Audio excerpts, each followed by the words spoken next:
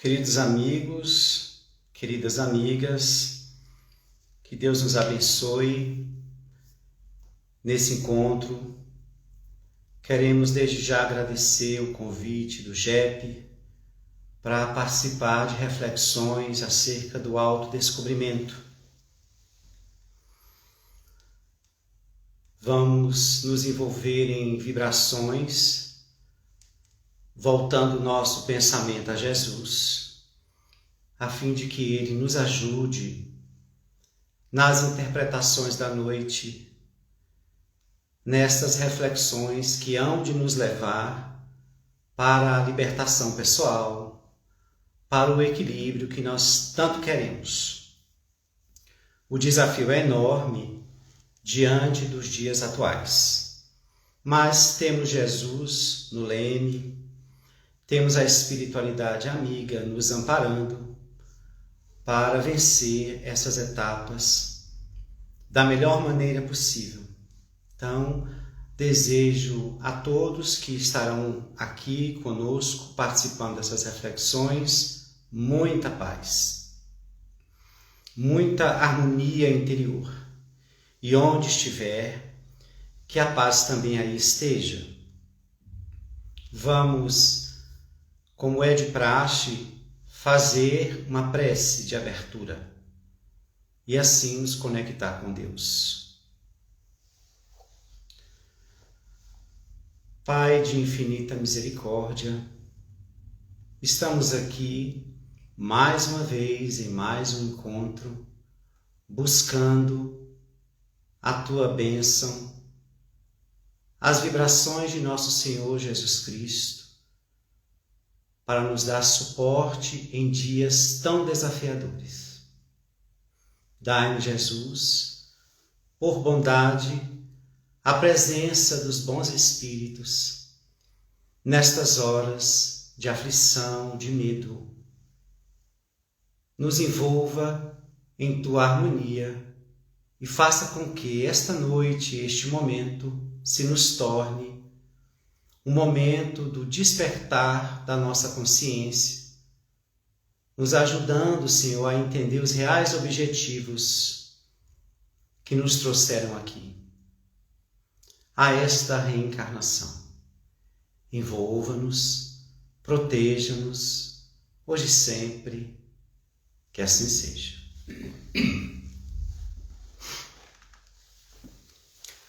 O tema que foi proposto é autodescobrimento, uma busca interior. Havia um grupo de discípulos que transitava pelo deserto sob um sol causticante. Vários dias enfrentavam vários desafios. Todos eles estavam em busca da aquisição da plenitude, do eu superior, do nirvana. E utilizavam, como era natural, as práticas que o seu mestre havia lhes ensinado. E assim eles começaram essa jornada, mas percebiam que ao longo do caminho não conseguiam lograr aquilo que tanto queriam. Mesmo com seus mantras, mesmo com suas meditações, mesmo com a busca do silêncio interior, eles ainda estavam agitados, intranquilos, perturbados. E naquela confusão, eis que eles pensaram em desistir. Caminhando um pouco, eles avistaram o mestre, que também passava por aquelas bandas. Ao aproximar o mestre, os discípulos ansiosos perguntaram de chofre a ele: Mestre, estamos aqui há vários dias, tentando todas as técnicas, todas as maneiras de encontrar essa paz interior que parece demorar a chegar. Gostaríamos que o Senhor nos orientasse o que está faltando. Há em nós disciplina, há em nós foco, há em nós um objetivo traçado, mas eis que de hora em vez estamos nos perdendo em nós mesmos, nos encontramos em processos de perturbação e de conflito, o que há de errado? Diga-nos para nós o que te levou a alcançar este equilíbrio interior. O mestre calmamente lhes disse: quando eu estava caminhando por estas terras aqui mesmo, na mesma busca em que vocês estão, eu tivera sede e senti necessidade de encontrar algum riacho, algum córrego ou um filete de rio que pudesse matar a minha sede. E eis que nesta caminhada eu encontrei. Mas o que me chamou a atenção é que na beira desse pequeno rio havia um cão. E eu comecei a analisar que o cão estava com muita sede. Ele se aproximou das águas para bebê-la, mas percebeu que a sua imagem era refletida nas águas do rio. O cão, achando que se tratava de outro, reagiu. Ficou enraivecido, afastou-se. A sede, naturalmente, ali aumentara do animal. Ele, então, novamente tentou. Aproximou-se das águas e eis que novamente estava refletida a sua imagem. Enraivecido ficou novamente e afastou. Mas talvez porque a sede lhe tomava por completo, ele avançou novamente para as águas, viu a sua imagem e acabou bebendo a água, saciando a sua sede. Então, eu entendi, disse o mestre, que a maior dificuldade do cão beber a água, matar a sua sede, era ele mesmo. E nesse momento, os discípulos entenderam que estavam procurando a autoiluminação nas práticas exteriores. Não havia uma conexão profunda acerca de quem se é e, a partir daí, estabelecer um programa de autoiluminação.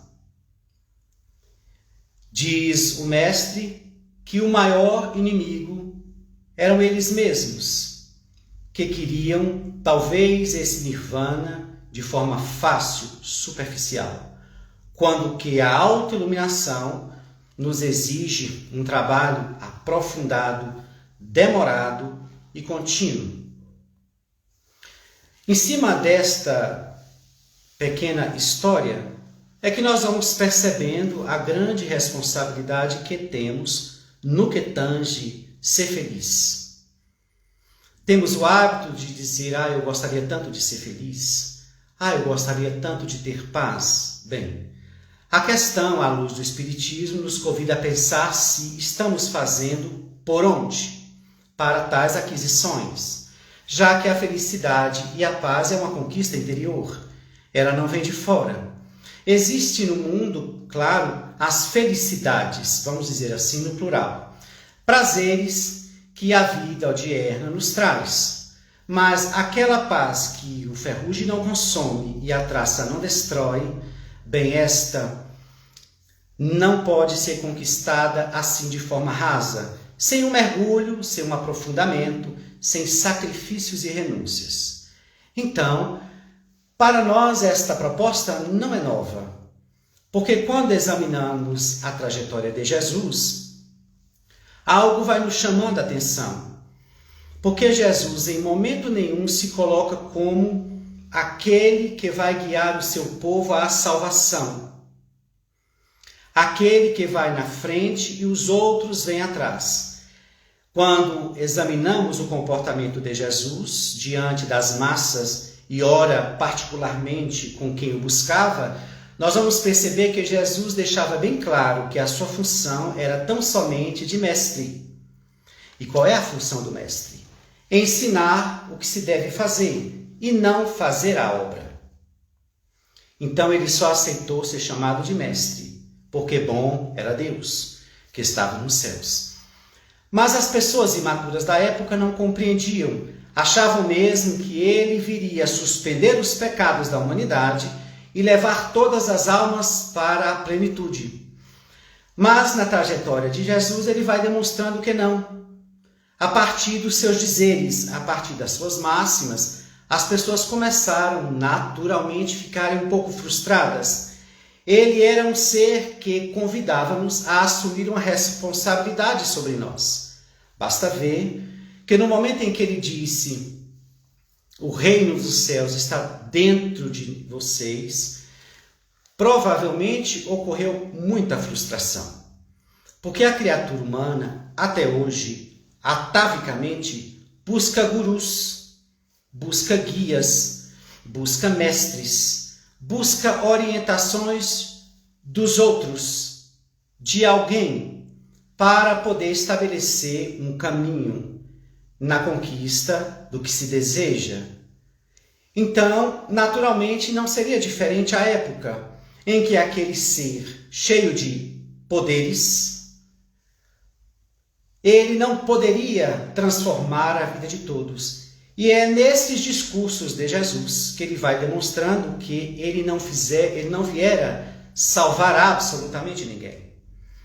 A proposta era que, na vivência da mensagem que ele deixara, as criaturas, sim, ao seguir esta mensagem, seriam naturalmente salvas, no momento em que iam se conscientizando da verdade posta e, naturalmente, iam fazendo os seus novos roteiros de autodescobrimento, de autoiluminação, aproximando-se do bem, desenvolvendo o amor e abrindo o coração para a caridade. Mas no momento em que ele vai trazendo esses discursos, as pessoas começam a ficar um pouco impactadas. Então, se o reino dos céus está dentro de mim, bem, então sou eu que o construo. E aí surge uma responsabilidade. Mas Jesus vai adiante. Ele vai dizer do que adianta lavar o exterior do prato, se o coração está cheio de iniquidade e rapina. Ele vai dizer: vós sois sepulcros caiados por fora e podres por dentro. O mal não é o que entra, é o que sai da boca do homem, que brota das nascentes do coração. É este mesmo Jesus que vai dizer para aquela mulher que seria apedrejada um convite para que ela assumisse responsabilidade sobre a própria vida. Ele não a apedrejou, mas não deixou-a sair sem assumir o que ela produzira através daquela ocorrência infeliz.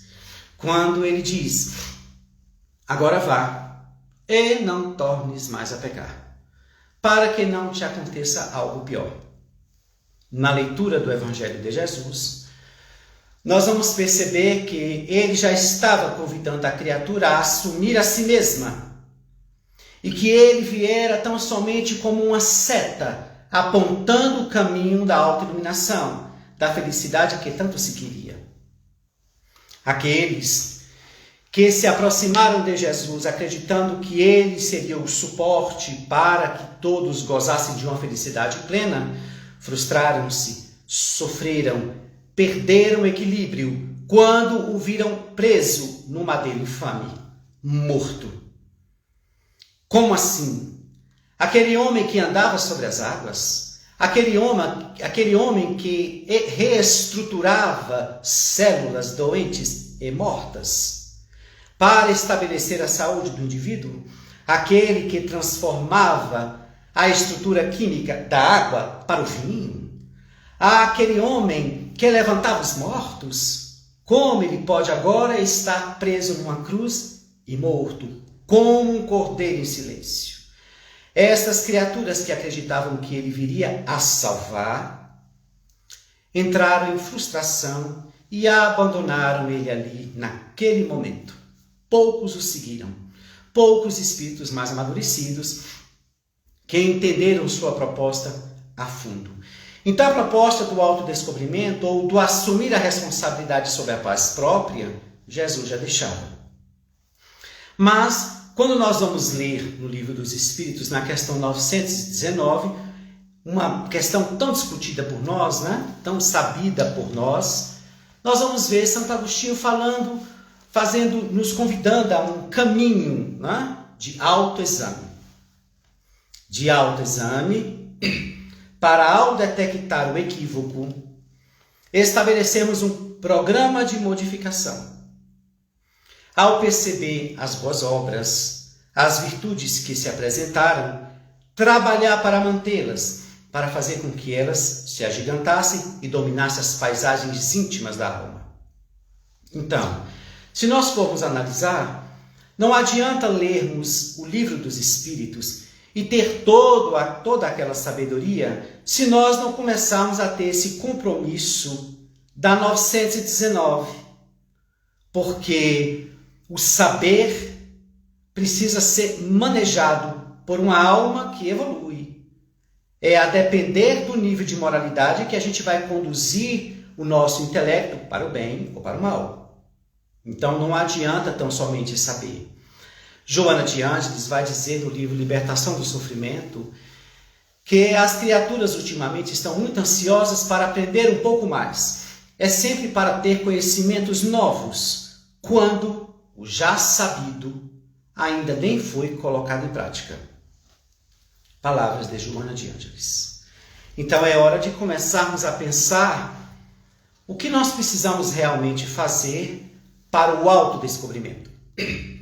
É bom lembrar, fazer uma diferença aqui, tá?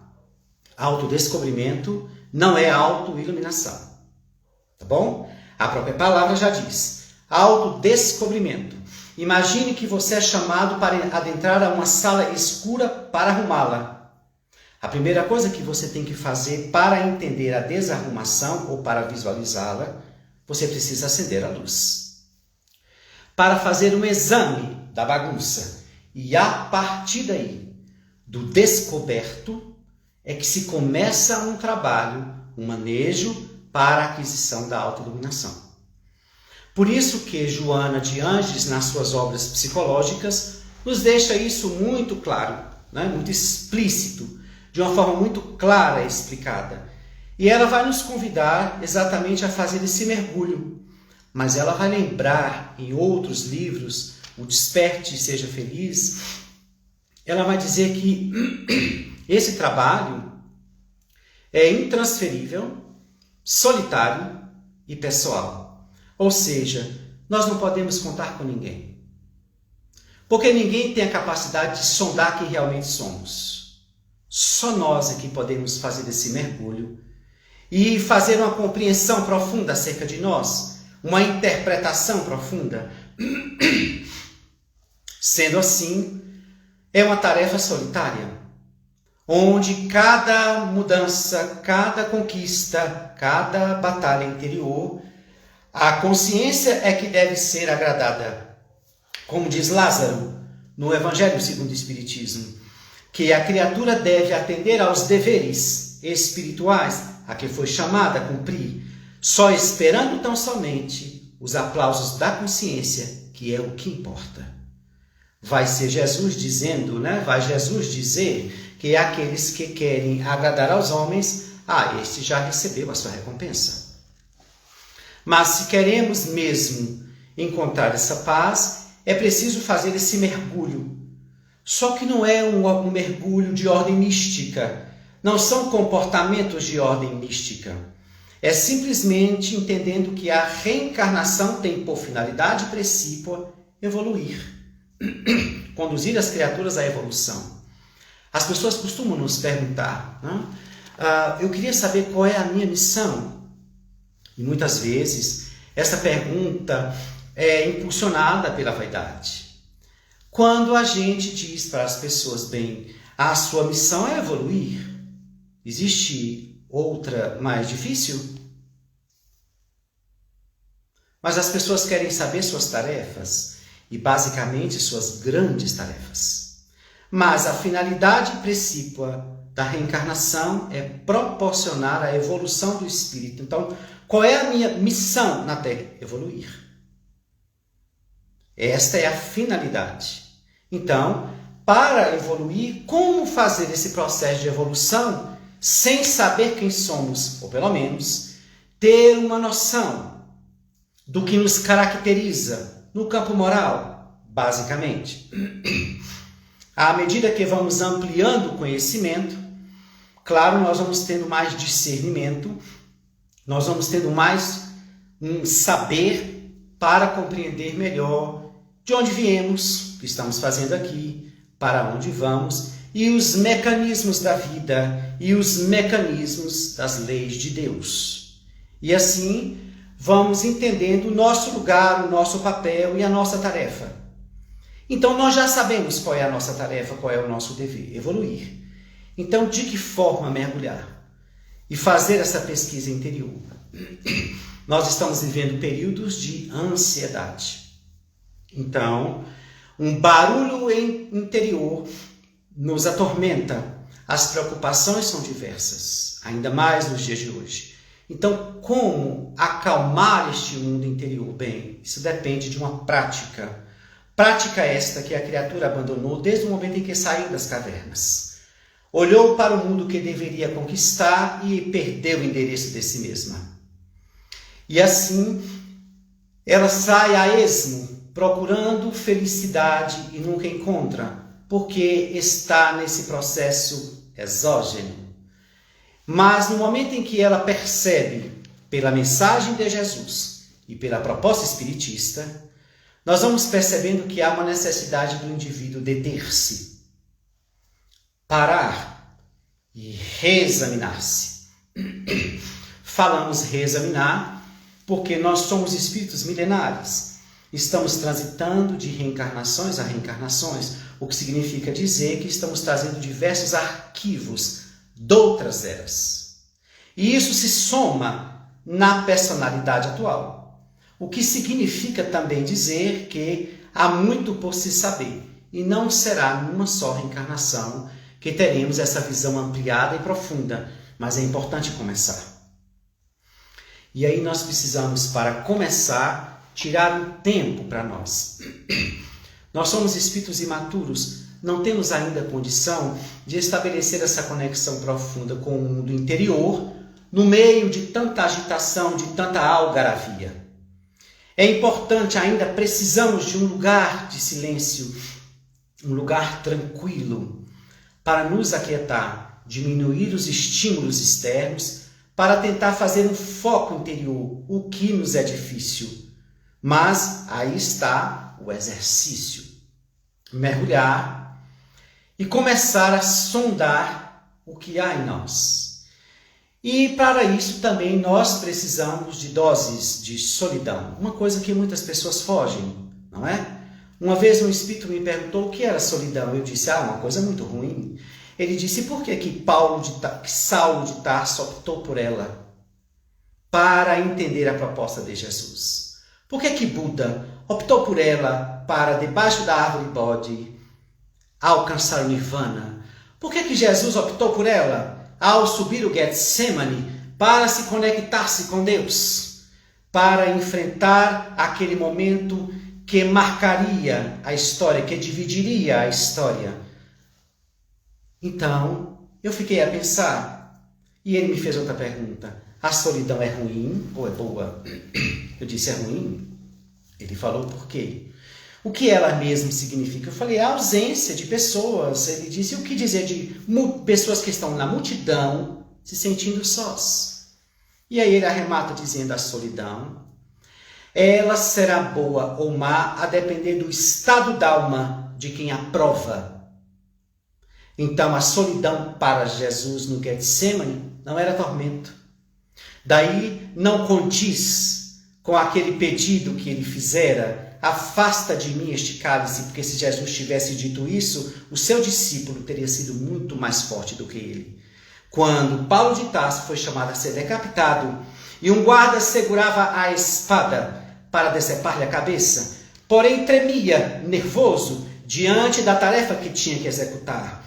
Paulo de Tarso, já agachado, percebeu o nervosismo do guarda, olhou para ele e disse, cumpra o teu dever, porque o meu eu já cumpri. Então, se Paulo de Tarso enfrentou a morte com altivez, fé e total coragem, por que o seu mestre ia pedir a Deus: afasta de mim este cálice? São as incoerências que nós, espiritistas, precisamos nos atentar para não sermos tragados de roldão por essas informações equivocadas. Mas voltando ao autodescobrimento, vamos perceber que há uma necessidade de mergulhar. Mergulhar e convidar a solidão para fazer parte deste momento de autoencontro. Eu preciso ver-me. Mas Joana de Ângeles deixa claro que no momento em que começamos a nos examinar, é necessário que, ao perceber o que é negativo, não nos autodepreciar, não nos desanimar. Da mesma forma, quando percebermos as virtudes, as aquisições felizes que temos, não nos exaltar. Ela nos convida a ter um olhar neutro, como alguém que examina de fora uma situação que está muito longe de ser organizada, porém, pode ser naquele exato momento começada. Então, ao examinar as defecções morais e as virtudes, vamos alimentar as virtudes e vamos criar um programa para iluminar a alma ao ponto dessa sombra bater em retirada. Porque tem uma mensagem de Joana de Ângeles também chamada o ser bipolar, não no sentido patológico da questão mental, mas no sentido de sombra e luz, bipolar, sombra e luz. Ela vai dizer que a criatura, quando luta dentro de si para vencer a sombra, ela nunca tem sucesso, porque ela acaba sempre lutando contra ela mesma. Ela precisa entender que esta luta não pode haver, porque vira um caos na intimidade, um conflito. Daí a importância de fazer um trabalho de iluminação, crescer as virtudes, abrir-se para o bem, para o amor, e naturalmente a escuridão bate em retirada, porque se formos perceber, imagine um lugar escuro e você começar a gritar para a escuridão para ela sair. Ela mantém-se intacta. Mas experimente acender um fósforo, depois uma vela, depois uma lamparina, depois uma lâmpada que toma conta da sala inteira. Então é o aumento da luz que faz com que a sombra se intimide e vá embora. Sombra esta que Joana de Ângeles também deixa bem claro, existe por conta das nossas heranças do período primitivo. Então nós não temos que nos punir, que achar que somos imperfeitos, que somos isso, que somos aquilo. O importante é reconhecer que há aí uma predominância de heranças atávicas dos períodos primitivos e que nós estamos reencarnados exatamente para isso, para cada vez mais nos distanciar desta sombra, nos iluminando e não batendo na sombra, querendo expulsá-la sem uma ação iluminativa. Mas, para fazer esse mergulho, examinar, como é que a gente vai começar a fazer esse trabalho? Bem, primeiro, para que ele seja mantido, é preciso ter auto-amor. E aí é um grande desafio. A criatura precisa se amar, porque ela vai fazer isso só por ela mesma. Não vai ser para agradar a ninguém. A felicidade, os aplausos virão da própria consciência. Então, se ela realmente se ama, ela vai manter este propósito de autodescobrir-se e paulatinamente autoiluminar-se. Porque senão, se ela não se amar, ela vai abandonar esse tentame em algum momento e voltar àqueles comportamentos anteriores. O auto-amor, quando se vai sendo desenvolvido, ele nos leva a esse movimento de cuidar de nós, de fazer aquilo que é bom também para nós. Não foi isso que Jesus disse? Mas onde foi que Jesus disse isso? Amai a Deus sobre todas as coisas e ao próximo como a si mesmo. Olha o parâmetro. Então, como é que eu vou amar o próximo se eu não me amo? De onde sai esse sentimento se eu não o tenho para mim? Porque o amor não está nas esquinas, muito menos fora. Ele brota na intimidade do ser.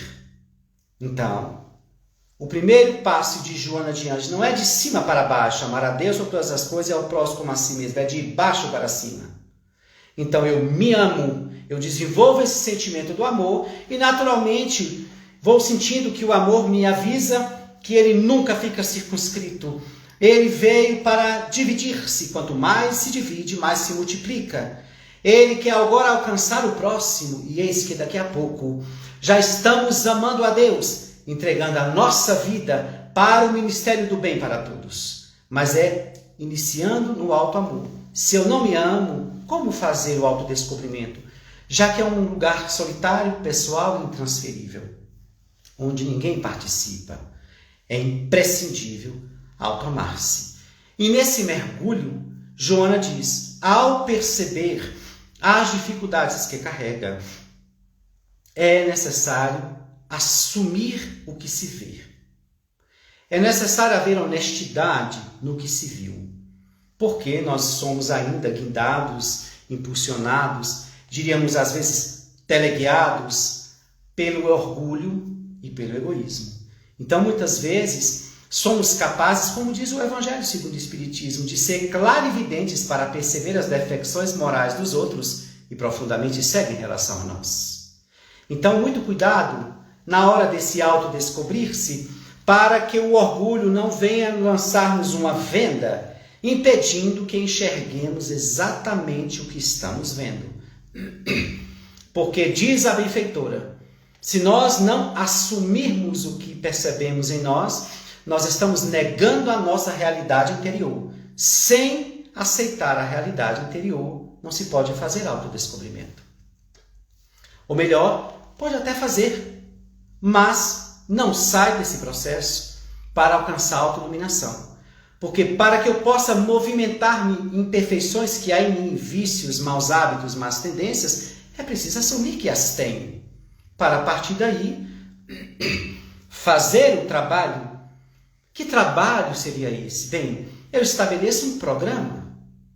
Que programa? Eu preciso aprofundar-me na leitura do Evangelho, mas não para ficar com o Evangelho na ponta da língua, não é? Mas para poder ir me afeiçoando, me aproximando do que é bom, me conscientizando, desenvolvendo o sentimento do amor nas práticas cotidianas, desenvolvendo a caridade aí pelo amor em movimento, refletindo sobre esse saber divino que já nos chegou há milênios, e a partir daí a alma vai se conscientizando e naturalmente ela vai modificando, aliada a uma grande ferramenta que é a vigilância. Ela vai percebendo que de hora em hora um lobo voraz surge da intimidade do ser. Todos nós carregamos este ser animal das heranças primevas, que de hora em hora aparece querendo dominar o nosso comportamento. Mas com vigilância, nós vamos percebendo que eles começam a surgir e eis que vamos fazendo um trabalho de domesticação. A palavra é um pouco pesada para os ditos racionais, não é? Mas, examinando o nosso nível evolutivo, o planeta em que estamos, nós sabemos que a presença, o predomínio da natureza animal vigora na criatura humana. Caso não fosse assim, o mundo não estava neste caos que ela produziu. Assim, é preciso ir conversando consigo mesmo e fazer aquilo que Santo Agostinho disse. Ao final do dia, fazer um balanço. Olha, eu tive essa atitude negativa, esse sentimento espocou, esse pensamento me dominou. E ali nós vamos, sem autopunição, nós vamos examinando e propondo um dia diferente, com mais vigilância, tentando reparar o que se dá para reparar e tentando modificar aquilo por uma insistência de produção do bem. E assim nós vamos mergulhando e vamos fazendo este trabalho.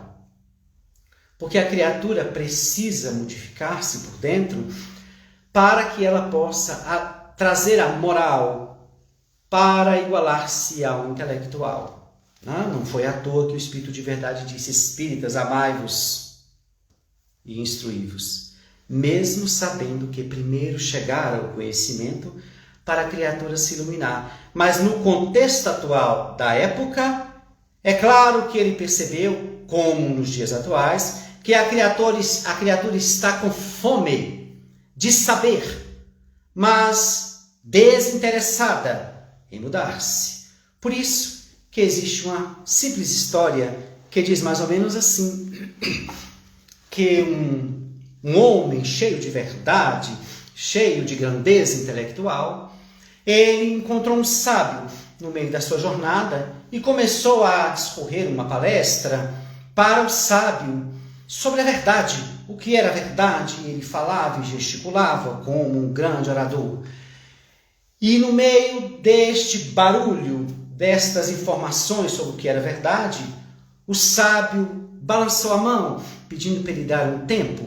E ele se aquietou e o sábio lhe disse: olha, eu não consigo ouvir o que você fala, porque o que você é troveja muito alto. Então, o que é que troveja na nossa intimidade? Condiz com o que sai da boca? Esta voz mansa, pacífica e bondosa representa a realidade interior? É exatamente esse exame que o autodescobrimento vai nos levar, para não nos tornarmos como me ensinou um dia um espírito amigo. Ele me disse: você que faz palestras, muito cuidado para não se tornar uma bela caixa de som. E eu disse: como assim? Ele disse: a caixa de som, ela pode passar as melhores melodias, dela pode sair as melhores palavras, mas ela continua fria na sua estrutura. Então, cuidado. Tente examinar o que diz, para que não se torne uma caixa de som fria com belas palavras. Dessa forma, o autodescobrimento vai nos convidando a perceber o quanto precisamos crescer e modificar. E aí o que acontece? Nesse autoexame que a gente assume, a gente começa o trabalho. Por onde? Bem, a gente pode examinar, a princípio, aquelas imperfeições mais graves, aqueles comportamentos mais agressivos, mais gritantes. Sabe aquele dizer que a gente tem assim: olha, eu sou uma pessoa que tenho muita paz. Olha, eu sou uma pessoa muito tranquila. Só não pise no meu calo. Só não pise no meu pé. Ela está nesse discurso demonstrando que a paz dela não está fundamentada em nada. É suscetível a oscilações, já que há um ponto em nós que, ao ser tocado, faz com que esta paz desmorone. Então, se nós temos esses pontos que nos levam ao desequilíbrio, à perturbação, a conflitos, que tal elegemos? Esses que nos tiram do eixo, esses que nos produzem débitos, esses que ferem, que maltratam, que nos levam à obsessão, não é? E é bom abrir um pouco aqui para falar sobre a obsessão, já que quando nós começamos um trabalho de autodescobrimento, é tudo o que os maus espíritos não querem. Porque aí está a chave da autoiluminação. Então, eles podem tentar nos atrapalhar. Mas eu quero deixar bem claro, para que a gente não coloque essa questão da obsessão como algo que seja um empeço, né? Porque nós precisamos sempre entender que a obsessão é efeito, não é causa. Tá bom? Então, os obsessores me causaram isso certo, tudo por aquiescência sua, de ordem moral. Então, mas eu tenho obsessores ou eu não tenho obsessores? Todos nós os temos, a não ser que há alguém perfeito no meio de nós e nós não sabemos. Partindo do princípio do livro Céu e Inferno, que Allan Kardec vai dizer que a imperfeição está profundamente ligada com a obsessão. É na imperfeição do indivíduo que surge a conexão vibratória, a sintonia, para que entidades perversas se aproximem de nós. Então, nenhuma informação é surpreendente quando alguém lhe disser que você está obsedado. Allan Kardec vai dizer na Gênese: pululam em torno da Terra os maus espíritos, por consequência da inferioridade dos seus habitantes. Então, nós estamos num planeta obsedado. Qual é a surpresa de saber, de descobrir que tem inimigos desencarnados atrás de nós, ou tentando tramar para a nossa falência? Então, isso é muito comum. O importante é vigiar as nascentes do coração. Orar, utilizar a prece com uma conexão com o alto, pedindo basicamente a Jesus para que a gente desperte a consciência, porque a gente pede tanta coisa, mas às vezes a gente esquece de pedir o principal. Porque já imaginou se você pede a Jesus para despertar a sua consciência acerca de quem se é, de onde veio, para onde vai e o que está fazendo aqui? O que é mesmo que você vai precisar mais? Para manusear a sua vida e torná-la feliz? Nada. Mas a gente fica pedindo a Jesus e a Deus para nos distanciar daquilo que nós plantamos. Senhor, me dê paz. Mas como? Se há em mim a produção da perturbação. Senhor, dá-me luz. De que forma?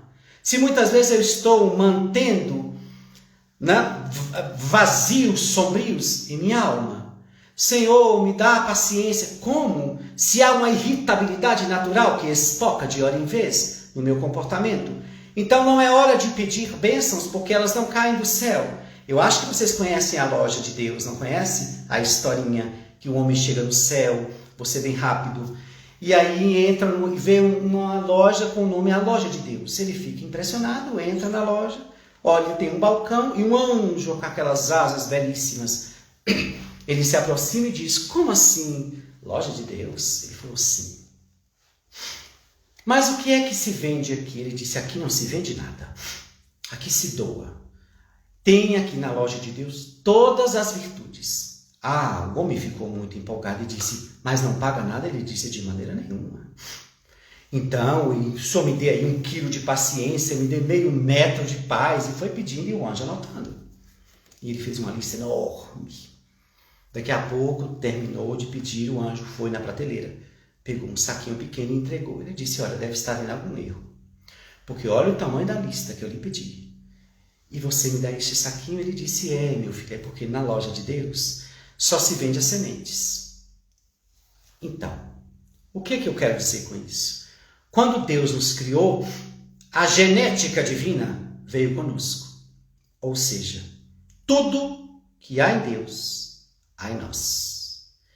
E a reencarnação vem, e o livre-arbítrio que se tem, e é o atributo da inteligência que se ganhou, e a liberdade de ação, e a reencarnação, veio como a dizer: pega agora as suas sementes e faça germinar dentro de ti. Faz Deus nascer dentro de você. Então, Deus já deu tudo, não é? Jesus já deu tudo. Deu a diretriz. A questão era que nós não sabíamos para onde ir, como diz o ditado, né? Para quem não tem para onde ir, qualquer lugar serve. Mas quando a humanidade estava perdida, eis que Jesus mergulha nos fluidos pesados da terra para nos trazer a mensagem que nos levaria à autotransformação, à melhoria e à felicidade. Não seria Ele que ia suspender os nossos pecados. Essa tarefa é nossa. Até hoje estamos tentando suspendê-los, mas eis que a criatura ainda não despertou para mergulhar nesse autodescobrimento e assim começar a internalizar o pensamento de Jesus.